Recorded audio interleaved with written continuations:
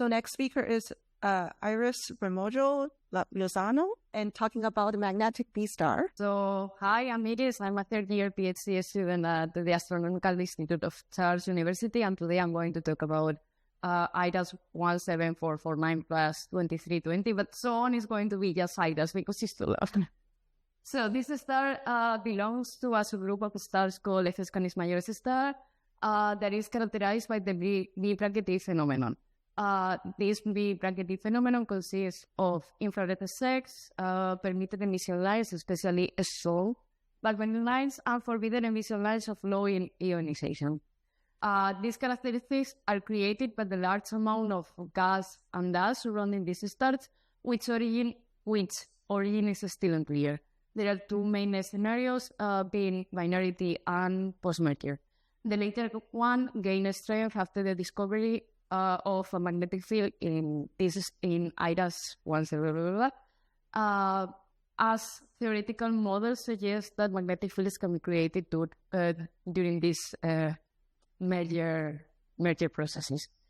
So let's talk about IRAS. This star undoubtedly belongs to the F Canis Majoris star group, and it has an effective temperature of around 10,000 Gauss. Here we can see its spectrum, and we can see that there is a sigma splitting. It was first reported by Korchakova et al. In 2022, and it also presents like sharp metallic lines.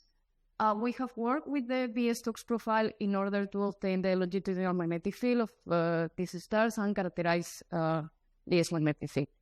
So from the LSDI profiles, we have calculated BZ, and these values goes from 3 kilogauss to minus 1 kilogauss, and we have performed like a time series analysis over this data, and we have obtained like a rotational period of around 36 days. We can see that the magnetic field remains stable during the last 19 years, and it is compatible with from-seen organized magnetic field. And it suggests mainly dipolar configuration, although further analysis and model is needed in order to confirm or discard this. Let's talk a little bit about binarity, because that was the other scenario that was suggested for this stat. So we have measured the radial velocity from the LSDI profiles of this star, and we have obtained a mean radial velocity of minus 17.5 kilometers per second, and the dispersion of this data is not compatible with a companion from this object, as there is only like a difference of 2 kilometers per second. So we are not observing any binary signs in this star. So the conclusion is that IRAS is the first magnetic B-bracket star detected with a fuzzy field and a rotational period of 36.11 days. There are no binary signs, so this object could be the result of a merger. And F Canis Majoris stars is an interesting channel to characterize the magnetic B-bracket stellar population, and it could give insights in the different evolutionary path of B, and B-bracket stars. And that's all from my side, and I would love to answer questions. Any questions?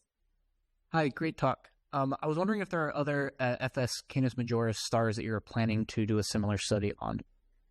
So from Espadons, there are already like 20 objects that have spectropolarimetric observations, and that's something that I would love to go on, like get hands on this sample and see if there is any other star showing this magnetic site. Great, thank you. Thanks. Okay, let's thank our speaker again and move on.